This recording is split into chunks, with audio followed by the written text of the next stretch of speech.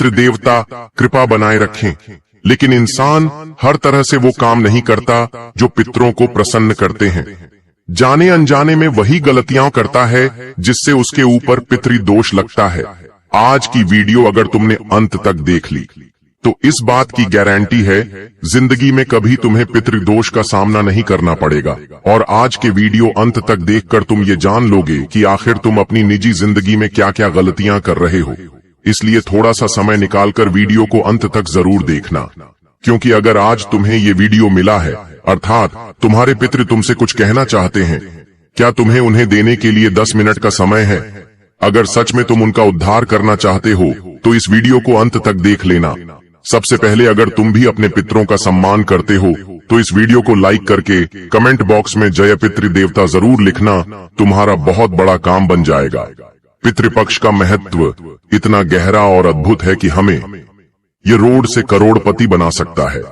पितृदेवता कई बार हमारी जिंदगी में हमें संकेत देते हैं कि वे आ चुके हैं, वे हमारे आसपास हैं, हमारे प्राणों की रक्षा करते हैं, हमें बार बार मौत के मुंह से बचाते हैं और हम इस बात को अक्सर सामान्य घटना समझ लेते हैं। हमें ऐसा लगता है जो कुछ भी हुआ वो हमारे पुण्य कर रहे होंगे कि हम इस मुसीबत से बच गए, लेकिन आपको बचाने वाले कोई और नहीं, आपके पितृदेवता है। एक बात का ध्यान रखना, जब आप बचपन में चलना सीख रहे थे तो आपके माता पिता आपके पीछे पीछे चलते थे।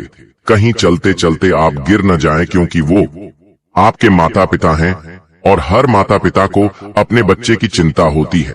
उसी प्रकार से आज तुम इस जिंदगी की रहस्य में आगे बढ़ रहे हो सकता है कोई तुम्हारे लिए षड्यंत्र बनाए, हो सकता है कोई तुम्हारे ऊपर टूना टोटका करे, ये भी हो सकता है कि तुम जिंदगी की परेशानियों को झेलकर जिंदगी से हार मान लो।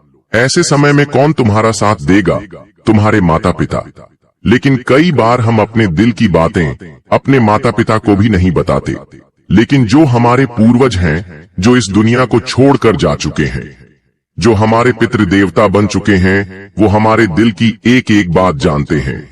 वो अदृश्य शक्ति के रूप में हमें देख रहे हैं कि हम क्या कर रहे हैं और हम किस परेशानी में हैं, कौन सी दुर्घटना होने वाली है, हमारे साथ कौन बुरा करने वाला, ये सब कुछ उन्हें पता है। लेकिन वो तुम्हारी सुरक्षा क्यों करेंगे? क्या तुम उन्हें याद करते हो? क्या तुम उनके निमित्त दान करते हो? क्या तुम अपने घर में उनकी श्राद्ध करते हो, तर्पण करते हो? वास्तव में हमारे माता पिता, हमारे पूर्वज, हमारे पितृ यही चाहते हैं कि उनके बच्चे कभी उन्हें भूले नहीं। जब भी पितृपक्ष के 16 दिन आते हैं तो ये 16 दिन पितरों के नाम होते हैं।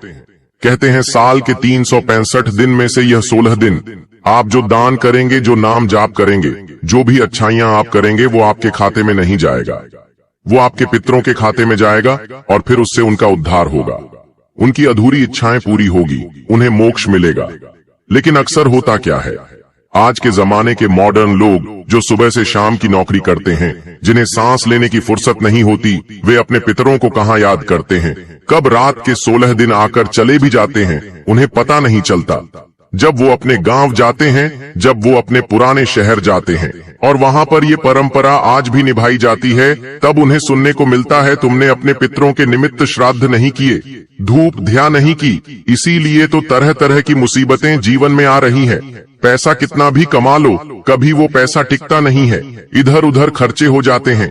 इंसान बड़े बड़े शहरों में रह रहा है, लेकिन फिर भी माथे पर चिंता की लकीरें हैं। बच्चों का स्वास्थ्य बार बार बिगड़ जाता है, घर में लगातार क्लेश बना रहता है और जो काम बनता है अगली बार में बिगड़ जाता है।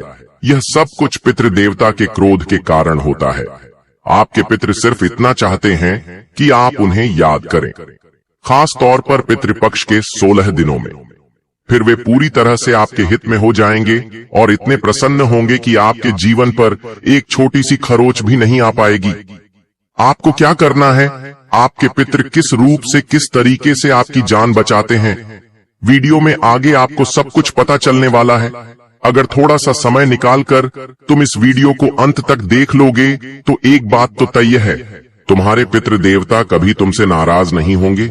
और अभी पितृपक्ष खत्म होने के बाद जाते जाते वो तुम्हारे साथ इतने आशीर्वाद छोड़कर जाएंगे कि तुम माला माल हो जाओगे।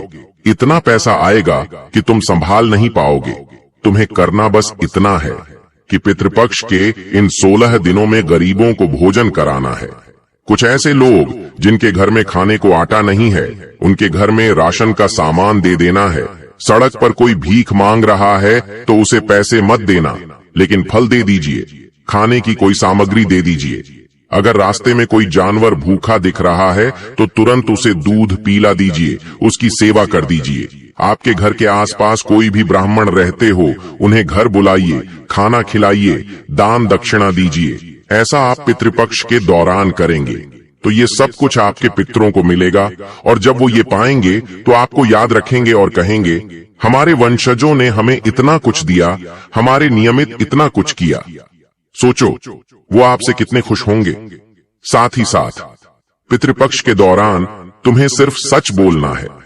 बहुत सारे लोगों की आदत होती है बात बात पर झूठ बोलते हैं।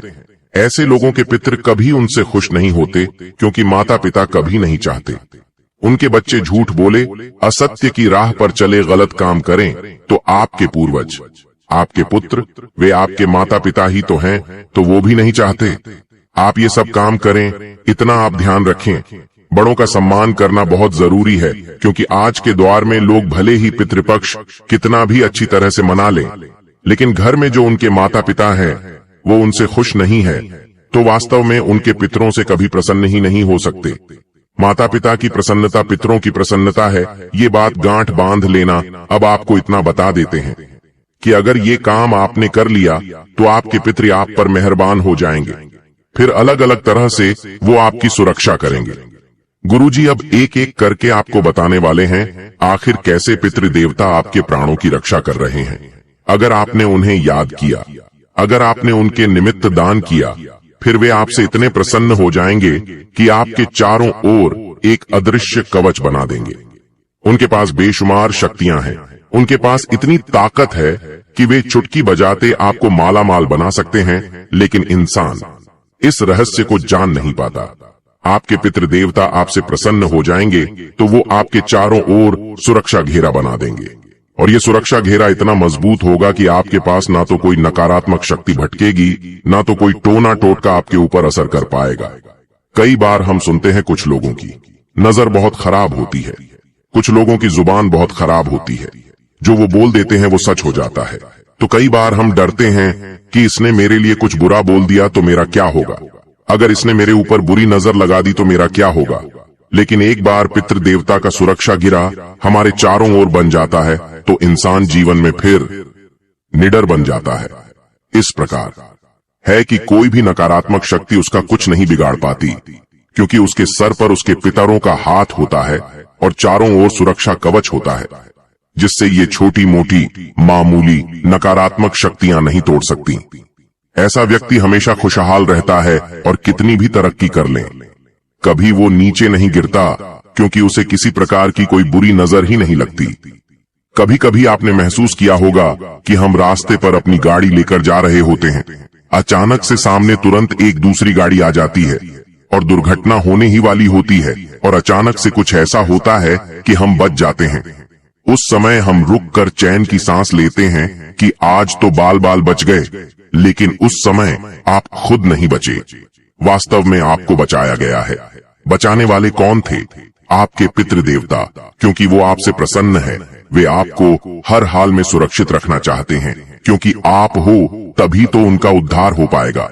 आप रहेंगे तभी तो आप दान पुण्य करेंगे, आप रहेंगे तभी तो आप उन्हें याद करेंगे। तो आपके पितृ देवता सबसे पहले आपकी सुरक्षा करेंगे, ये बात आप ध्यान रख लेना।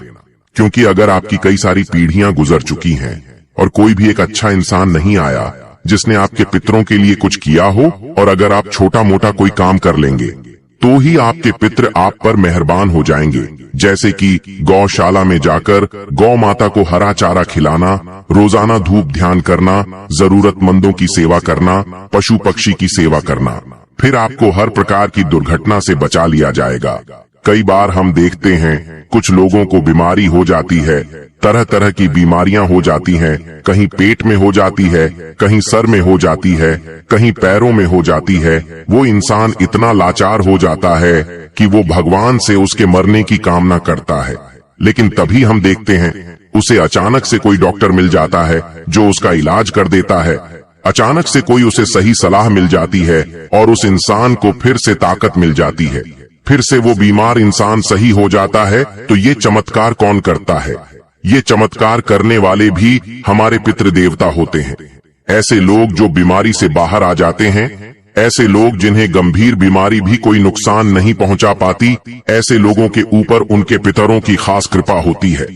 ये बात आप विशेष तौर पर ध्यान रख लेना। कभी कभी बड़े बड़े संकट टल जाते हैं। मान लीजिए आपका कोई ऐसा काम जो बिगड़ने वाला था, वो काम अगर बिगड़ जाता तो आपको हजारों का लाखों का नुकसान हो जाता। ये बात आप भी जानते हो, लेकिन आप क्या करते हो? आप सिर्फ इतना कहते हो कि मुझे अपने भगवान पर विश्वास है। आपके भगवान कौन है? आपके भगवान है आपके पितृदेवता, आपके भगवान है आपके भोलेनाथ, आपके श्रीमन नारायण। और आपके जीवन में इतना बड़ा खतरा उत्पन्न हो, उससे पहले ही आपकी दुविधा समाप्त कर दी जाती है। और संकट मिटाने वाले आपके पितृदेवता होते हैं। ये सब तरह से आपके पितृ आपकी रक्षा करते हैं। हर समय वो आपको बचा रहे हैं, हर समय वो आपकी तरक्की के रास्ते खोल रहे हैं, और वो चाहते हैं कि आप एक बहुत बड़े इंसान बने। क्योंकि माता पिता उस समय बहुत खुश होते हैं जब उनका बच्चा तरक्की आगे बढ़ता है। बस माता पिता इतना चाहते हैं कि तरक्की करने के बाद हमारा बेटा हमें भूले नहीं तो तुम्हें करता है। भी वही बात ध्यान रखनी है तुम्हें। अगर भगवान की कृपा से कुछ मिला है तो ये समय है अपने पितरों का उद्धार करने का। इन 16 दिनों में तन मन धन न्यौछावर कर दो, लेकिन इन 16 दिनों को गंवाना मत, क्योंकि ये चले गए तो अगले साल लौट कर आएंगे। इस साल अगर तुम्हें पितरों का आशीर्वाद मिल गया तो तुम्हारे चारों ओर एक सुरक्षा का घेरा बन जाएगा।